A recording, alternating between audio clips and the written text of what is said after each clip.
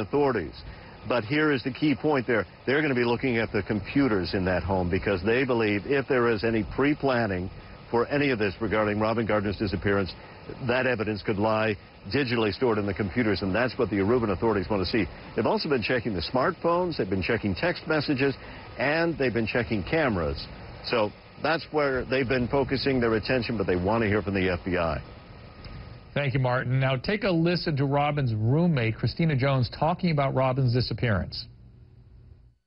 It was a bit of a roller coaster friendship, and some days he was nice and other days he wasn't. Nothing is as difficult as not getting on a plane and going to try and find my friend. This just truthfully is about a man and a woman that went away on a vacation together and she didn't come back. Reese, that is Christina Robin's roommate, and I guess your friend as well. Yes. What was she doing? What was she up to? Why did she go away with this guy that everyone thought might be a little creepy? Well, I think now we really know that he's creepy with the women coming forward. Prior to that, I guess there was some maybe hesitation in Christina's mind about Robin going on this trip, but given the circumstance, having her had just lost her job, maybe having a bit of a rough time, you know, when you're in that moment of stress, who knows, you know, a trip to anywhere can sound so fantastic.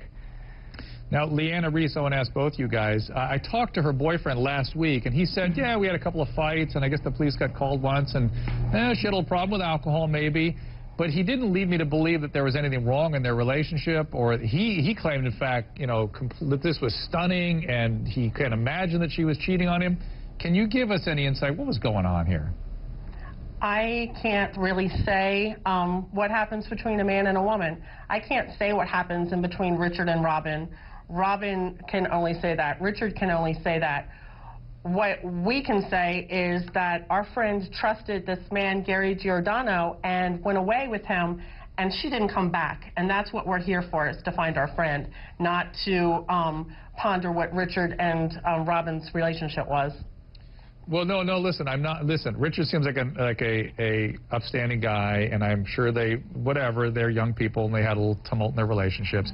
But the fact is, I mean, is this out of, and you're her girlfriend, you know, she would confide in you things that maybe she wouldn't confide in her boyfriend, and we're all trying to make sense of why this woman would suddenly go with this guy and take off, or was she prone to that kind of thing? I mean, how do you make sense of all this? Well, I believe that Gary was a friend of Robin's previous to this for a couple of years, so it's not like you're just meeting some stranger and going away. She was going through a difficult time, and you know, the opportunity presented itself.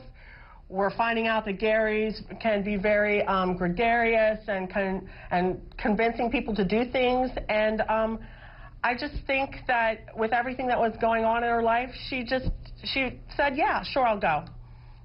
So it's sort of an impulsive thing.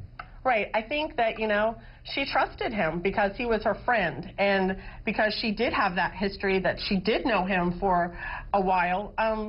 You know, she never thought anything about it. It was just going away with a friend. She wasn't carrying on with this guy who was just a friend. I get it. All right.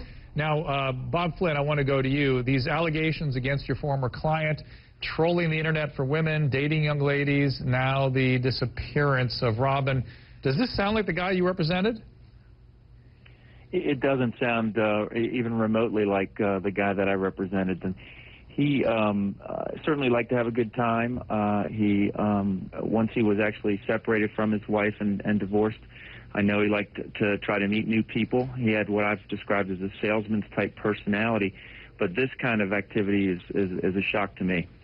So from your perspective, Bob, as somebody who knows him, I mean, the judge and jury of the court of public opinion is sort of moving in a certain direction.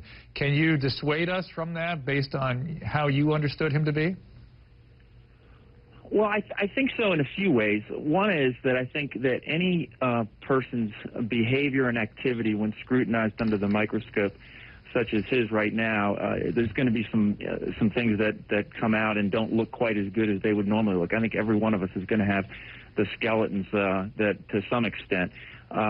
Secondarily, this person did not act impulsively almost ever. Throughout everything that I worked through with him, he was very careful in his planning in almost everything that he did. He didn't react angrily when things happened.